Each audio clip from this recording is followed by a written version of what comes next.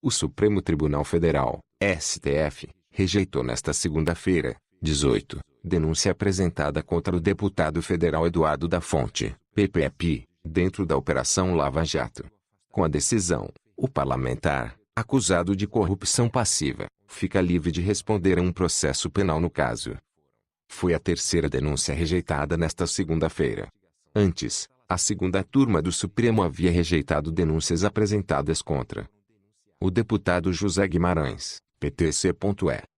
O senador Benedito de Lira e o deputado federal Arthur Lira.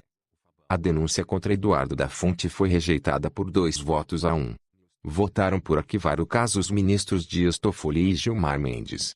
Para receber a denúncia, votou somente o ministro Teori Zavascki, que faleceu em janeiro deste ano. Ele votou no caso em novembro do ano passado.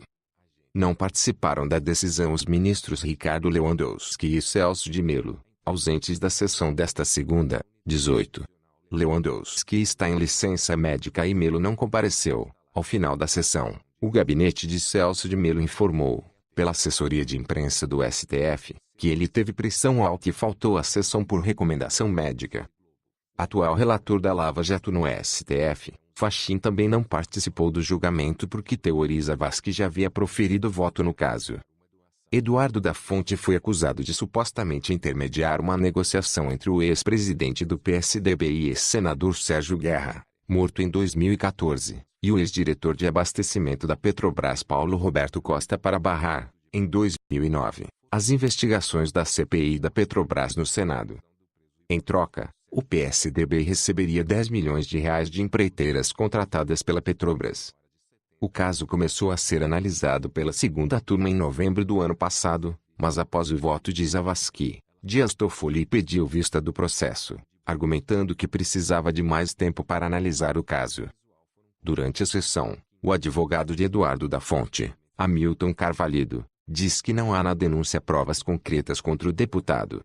Ele disse que a acusação se baseia em divagações do Procurador-Geral da República, Rodrigo Janot. Ele tem que apresentar prova, suporte probatório que dá sustentação à acusação.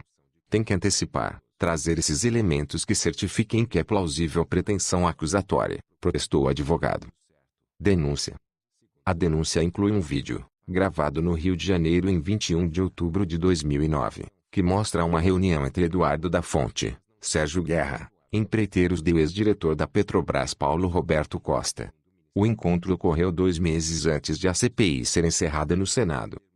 Delator da Lava Jato, Paulo Roberto Costa contou aos investigadores que, na conversa, o ex-presidente do PSDB pediu R$ 10 milhões para atuar internamente no Senado para que a CPI não tivesse resultado efetivo.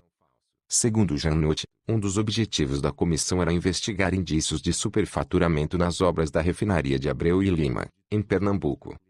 Posteriormente, o Tribunal de Contas da União (TCU) constatou um sobrepreço de R$ 58,5 milhões, mas relatório final da CPI apontou que não havia irregularidades no contrato. O dinheiro da propina, segundo o ex-diretor da Petrobras, foi obtido junto a Queiroz Galvão e a Galvão Engenharia, que participavam do cartel que dividia entre os contratos da Petrobras. Líder do PP na Câmara à época, Eduardo da Fonte tinha pleno conhecimento do esquema criminoso que atuava na Petrobras, segundo a PGR.